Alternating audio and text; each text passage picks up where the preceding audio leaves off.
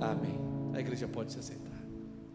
Amém. Cantar, lembrar da promessa da volta de Cristo aquece o nosso coração, de que um dia nós vamos viver num lugar muito diferente do que vivemos aqui na terra.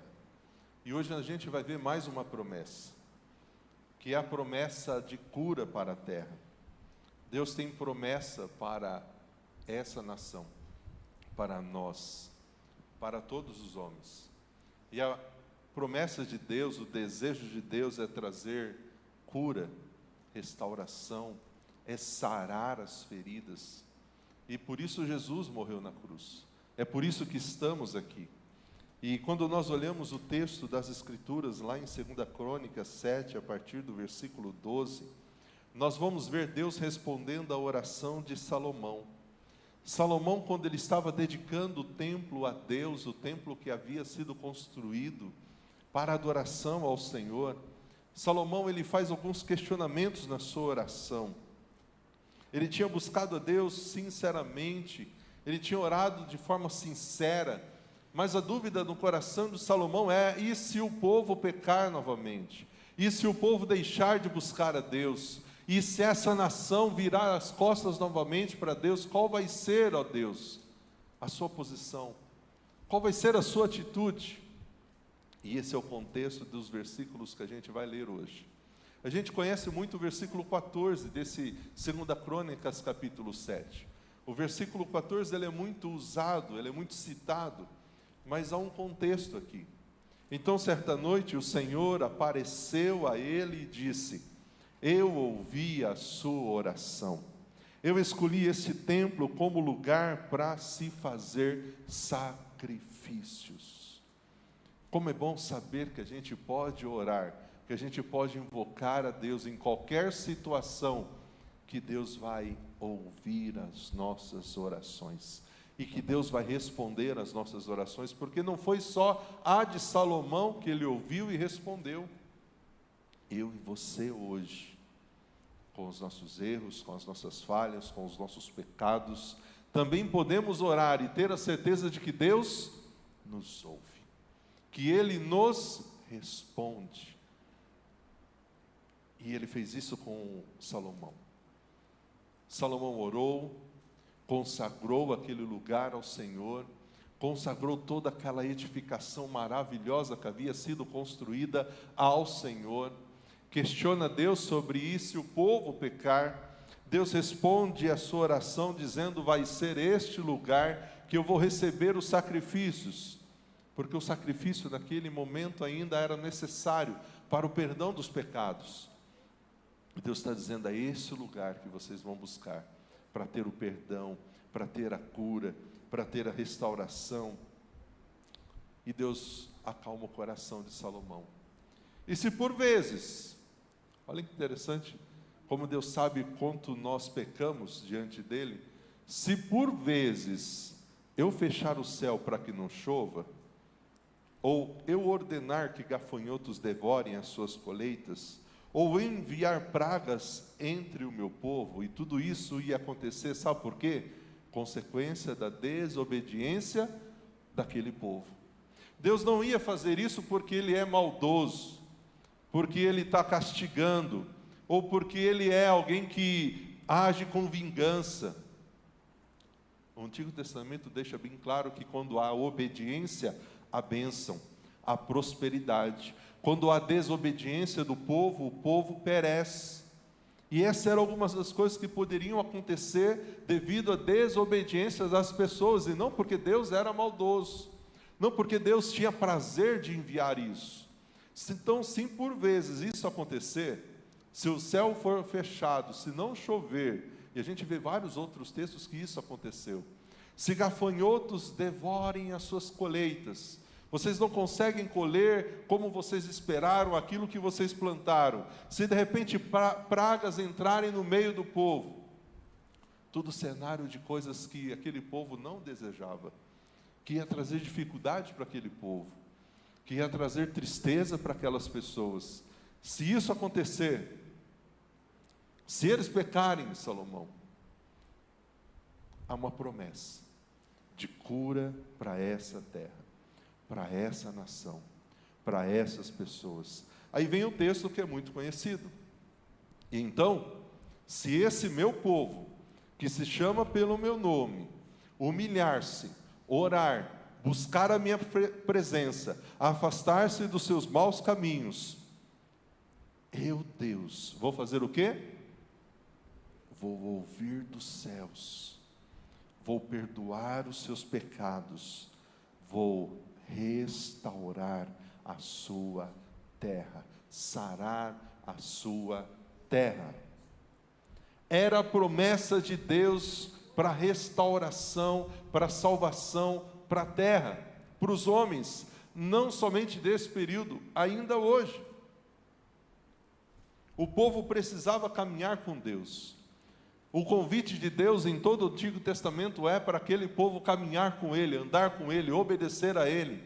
Mas aquele povo, diferente de nós somos muito obedientes, nós temos muito temor a Deus, dificilmente a gente escolhe coisas segundo o nosso coração, a vontade de Deus sempre está em primeiro lugar. Mas aquele povo do Antigo Testamento era diferente da gente, eles eram muito desobedientes, eles esqueciam com facilidade o que Deus fazia. A gente não faz isso, a gente não esquece.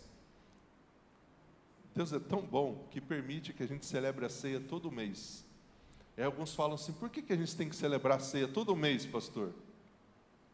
Celebrando todo mês, trazendo à memória todo mês o que Cristo fez na cruz por nós, a gente já vive esquecendo do que Deus fez por nós. Imagine se a gente não celebrasse. Celebrando todo mês, a gente já tira os olhos da cruz com facilidade. E esse povo era da mesma forma. Eles eram convidados a andar com Deus, caminhar com Deus. E Salomão estava preocupado porque sabia que mesmo com toda aquela construção, aquelas pessoas podiam ficar maravilhadas com a beleza do templo, a beleza da construção, e se esquecer da comunhão com Deus, e poderiam novamente se rebelar, buscar o pecado e suas vontades. E Deus está dizendo: Salomão, se esse povo se afastar dos seus pecados, eu vou continuar ouvindo, perdoando, curar a terra. Eu vou fazer isso, Salomão. Então, se o meu povo, e aqui a gente vê uma coisa linda, aquele povo mesmo pecando continuava sendo o povo de Deus. Em outros textos eu gosto de fazer comparação entre as versões. Se o povo que é propriedade minha, se eles chamarem pelo meu nome, se eles clamarem por mim, se o meu povo, se o povo que se diz meu povo, e várias outras expressões. Querido, nós somos povo de Deus. Hoje, estudando com a classe de novos membros, a gente estudou aquele versículo que fala que Cristo nos comprou com o seu sangue. Foi pelo sangue de Cristo que cada um de nós aqui fomos comprados, lavados, purificados. E isso tem uma importância tão grande, porque uma das maiores necessidades do ser humano hoje, e sempre foi, é se sentir amado. E se tem uma coisa que tem sido atacada hoje nas pessoas, é essa noção de que eles não são amados, eles não são queridos, a vida deles não tem valor, não tem sentido, não vale nada. Essa semana mesmo que passou, levando a Bianca para o ponto, era 5:30 da manhã, a hora que eu virei ali para entrar no viaduto da Duratex, eu vi aquela movimentação de viaturas da guarda logo cedo, e eu olhei eles acalmando uma pessoa que queria se jogar ali do viaduto. A hora que eu voltei, já estava bombeiro, SAMU, e deu para olhar aquela pessoa, a face daquela mulher perturbada, e eles acalmando ela na calçada, tentando acalmar ela, e ela toda agitada. E as pessoas estão vivendo assim hoje, perturbadas emocionalmente, espiritualmente. E muitas vezes, mesmo nós na igreja servindo a Deus, a gente começa a acreditar nessas mentiras de que nós não somos amados, de que ninguém gosta de nós ou se importa conosco. E aí quando a gente olha um texto como esse, o meu povo, quando a gente lembra que Jesus comprou cada um de nós, a igreja, com o seu sangue, porque quando a gente fala igreja, querido, não é essa estrutura aqui não. Igreja somos nós, Cristo nos comprou com o seu sangue. Então, se há algo que a gente pode colocar no nosso coração e ter uma fé firme nisso, é que nós somos amados por Deus. Você foi comprado por um preço muito grande, que não foi moeda nenhuma como real, dólar, euro, não. O sangue de Cristo te comprou, foi derramado naquela cruz por amor a você. E Romanos 5,8 diz que Deus provou esse amor por mim, por você, quando nós ainda éramos pecadores. E mesmo sendo pecadores, Ele simplesmente nos amou, nos comprou. Então nós vemos nesse texto Ele dizendo: o meu povo, esse meu povo. Interessante que quando a gente fala da cura para a terra, da cura para as nações, a gente vê o declínio moral e espiritual em muitas nações. Os crimes somente aumentam de forma assustadora. E isso daqui virou hoje até uma arma, né? Acontece um crime em algum lugar, passa alguns minutos, você recebe a foto da pessoa caída no chão, baleada, esfaqueada. A gente vê essa geração hoje, onde a empatia, a compaixão está se esfriando. A pessoa presencia um acidente, em vez de ajudar, ela se preocupa em primeiro lugar, não estou generalizando, mas em pegar e fazer uma live ao vivo, tirar foto, mandar já para um grupo. Olha o que está acontecendo aqui. E parece que a cada crime a coisa vai ficando mais feia, mais brutal. As famílias se desintegrando. A Junta de Missões Nacionais está, como todos os anos, com a campanha 31 dias de oração pelas famílias. A nossa igreja esse ano não tem feito, mas você pode fazer pela Junta. A gente tem compartilhado nos grupos os devocionais, para que a sua família seja forte, seja estruturada, porque as famílias na sociedade, elas estão se desintegrando. O uso de drogas, a taxa de suicídios. A gente trabalha com capelania, não passa uma semana que a gente não recebe no grupo dos capelães de algum policial militar que se suicidou. A gente vê isso aumentando a cada dia. O abuso das crianças, crime contra mulheres, crescendo de forma assustadora em todas as nações. E aí a gente olha todo esse cenário e a gente ora e fala: Senhor, traz restauração, traz mudança. E o que a gente pode fazer para que isso mude? As nações, elas necessitam hoje de cura. Nosso país precisa de cura. E nós vemos essa degradação moral em várias nações. E a gente vê esse texto de Mateus capítulo 5. Jesus falando para os discípulos e para nós hoje, sua igreja: vocês são o sal da terra. Mas se o sal perder o sabor, para que ele vai servir? É possível torná-lo salgado outra vez? Ele será jogado fora, pisado pelos que passam, pois já não serve para nada. E olhando um artigo sobre esse texto, comparando com a questão das nações e da cura da terra, o autor está falando que nós, como igreja, estamos deixando de salgar, de mostrar às pessoas o que é servir a Deus, o que é ter vida com Deus. Jesus está dizendo que esse sal, e por que eles usavam o sal? O sal, ele tinha essa característica de ser colocada na carne para manter ela mais tempo, não só temperada, mas também ali livre de ela ficar podre. E ele faz a comparação para nós como igreja de que nós somos os responsáveis como povo de Deus para salgar a terra. Quando você faz uma comida ou você experimenta uma comida que está sem sal, você percebe? E quando está com muito sal? Também. E eu e você somos chamados a trazer sabor, mostrar de forma clara que é possível vivermos com Cristo nesses dias. O sal, ele é conservante. E nós, como igreja, somos aquele que vai influenciar de forma benéfica, assim como o sal, a sociedade que nós estamos. Para que essas notícias, elas comecem a ser um pouco diferentes. E parece que não. Mas um projeto como esse de esporte, de basquete, de vôlei, faz com que esses meninos que poderiam estar em alguma outra quadra, sendo convidados para usar uma droga, estejam ali, jogando bola e ainda ouvindo o devocional da palavra. Percebe como a igreja tem uma função de trazer mudança para a sociedade?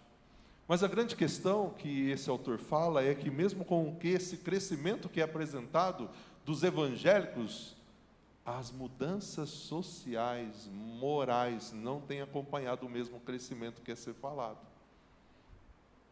Cadê as pessoas que são transformadas, que têm um comportamento agora diferente, que têm uma ação de vida diferente? E ele fala que é esse sal que perdeu o sabor. Interessante que John Stott, ele vai falar que o sal, ele nunca perde a salinidade. Esse cloreto de sódio é um composto químico muito estável. Ele resiste praticamente a qualquer ataque, mas ele pode se contaminar com a mistura de impurezas. E aí, quando se mistura impurezas com o cloreto de sódio, ele pode se tornar impuro, inútil e até perigoso. E ele faz a comparação da igreja que antes deveria salgar, mas hoje ela está se contaminando com coisas que vão chegando e vão fazendo com que nós, como igreja, venhamos perder a salinidade, o poder de conservar, de salgar, de mostrar a diferença. Aqui nós estamos, aqui tem diferença, porque a igreja tem se abrido para algumas coisas, e infelizmente a igreja, ela muitas vezes parece mais com o mundo em algumas ações e atitudes do que com aquela que tem que fazer a diferença. Talvez você já teve essa tristeza de conversar com pessoas, de ver comportamento de pessoas e depois descobrir que aquela pessoa com aquele comportamento tão duvidoso olha para você e fala assim: eu também sou crente, eu vou para a igreja. Eu penso assim, você com esse comportamento, querido, não estou falando que na igreja a gente vai ser santo. A oração de Salomão é para pessoas que estavam vivendo uma vida de pecado. Mas muitas vezes a gente está deixando o nosso coração se contaminar. E é por isso que nesse texto, Deus, ao responder a oração de Salomão, ele faz um chamado àquela nação e a nós hoje para renovação. Hoje nós precisamos de uma renovação. Nós precisamos hoje de um verdadeiro avivamento em nosso meio, na nossa vida com Deus. Isso não tem nada a ver com um grito, isso não tem nada a ver com coisa louca de outro mundo, isso tem a ver com vida diária com Deus. E Deus deixou bem claro para Salomão como deveria ser esse avivamento, essa renovação. Deus fala: vocês que são o meu povo, vocês precisam se humilhar. Se o meu povo, que se chama pelo meu nome, se humilhar. E se humilhar aqui, querido, não é que nós vamos se humilhar no sentido de ser rebaixado. O que Deus está falando aqui, vocês precisam reconhecer quem vocês são e se prostrar diante de mim, que eu sou o Criador, eu sou o Todo-Poderoso, vocês só dependem de mim. Vocês são criaturas, filhos amados, mas continuam sendo criaturas. Porque quando a gente olha algumas pessoas, algumas orações, alguns líderes, o cara se acha mais do que Deus. E aí Deus olha para a sua nação, para aquelas pessoas, para mim, para você hoje, e diz: se você se humilhar, se você tem aquele momento de oração, reconhecendo que você precisa de mim, se você é uma pessoa que tem um coração contrito, quebrantado, se você é uma pessoa que deixa o orgulho de lado, o egoísmo de lado, a prepotência de lado, e chega diante de mim com o coração sincero. Ontem com os adolescentes a gente usou o texto de Hebreus capítulo 10, a partir do versículo 22, e do versículo 22, o autor ali fala que a gente tem que chegar diante de Deus com um coração sincero, um coração puro, uma fé firme, inabalável. E depois ele fala no 25, não abandonemos como alguns estão fazendo o costume de se reunir, de estar nas nossas reuniões. Então Deus pede para eu e você, se você quiser viver uma renovação, um renovo, um avivamento na sua vida com Deus, se humilhe diante dEle. Reconheça que você é pequeno, mas Ele é grande, que você depende dEle. E sabe como a gente não se humilha? Quando a gente sai para trabalhar, ou quando a gente vive uma semana inteira, sem lembrar de orar, sem lembrar de buscar a Deus, sem lembrar de clamar a Ele. A gente está dizendo para Deus, sabe o que a gente está dizendo para Deus? Com as nossas atitudes e não com as nossas palavras? Deus, eu não preciso do Senhor não, eu consigo fazer tudo sozinho. Agora, quando a gente tem aquela vida de devoção, de busca, de entrega, a gente está dizendo, Senhor, eu estou aqui, prostrado. Tanto que quando a gente olha o Antigo Testamento, quando fala dessa palavra de prostrado, de se prostrar, é a ideia da pessoa estar de joelho. Outra coisa, nós devemos orar, nós devemos interceder, orar, buscar a face do Senhor, tudo voltado a essa nossa devoção, a nossa intimidade com Deus, a nossa busca a Deus, ao meu alimento diário. Eu preciso desse Deus todos os dias, eu preciso desse alimento todos os dias. Mas em consequência disso, o que eu preciso para essa renovação? Se afastar dos meus maus caminhos. Interessante que ele fala dos seus maus caminhos, porque nós temos coisas em nossa vida que deixam Deus triste, porque nós somos pecadores, e nós pecamos constantemente. É por isso que todos os dias nós temos que chegar diante de Deus e dizer, Senhor, me perdoe, porque hoje eu fiz isso, e dar nome ao pecado. Tem aquele crente esperto que fala assim, Senhor, me perdoe por todos os pecados dessa semana. Não, querido, dá nome ao pecado. Senhor, me perdoe, hoje eu menti, hoje eu senti inveja, hoje eu falei de uma forma muito grosseira. Senhor, me perdoe.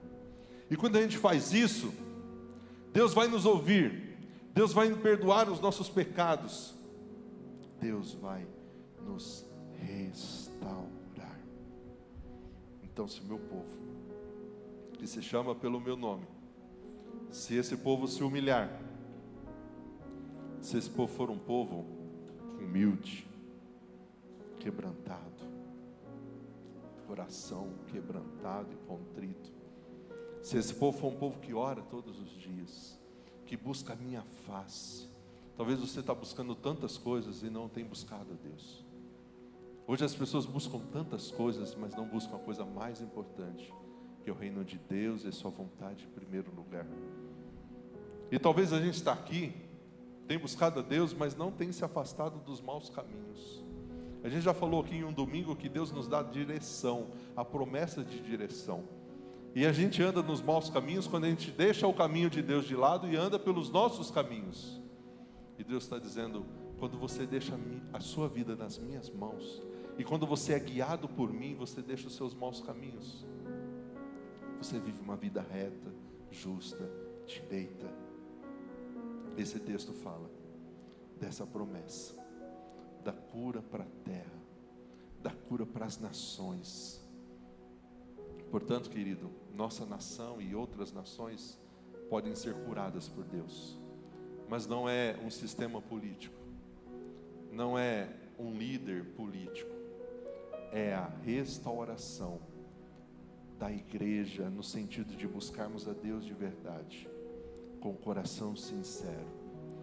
A restauração, ela acontece aqui quando pessoas são transformadas e saem das vidas de pecado. E a restauração completa, ela acontece quando a gente está lá no céu, como a gente já cantou aqui.